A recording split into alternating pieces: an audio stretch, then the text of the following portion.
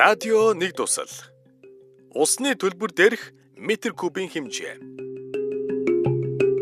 Орон сууцны хэрэглэгч та сард хэдэн литр ус хэрэглэдэг вэ? Нэг их биш байлгүй дээ гэж хариулах бах.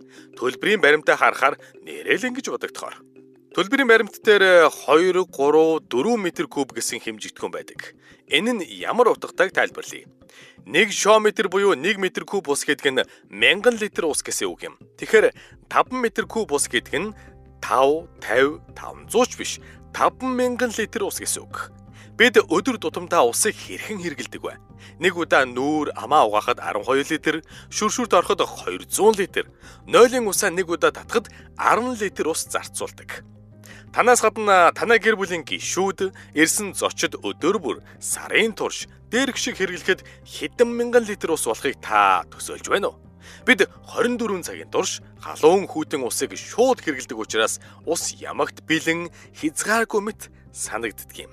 Гэвч ус бол үн цэнтэй нөөц юм аа.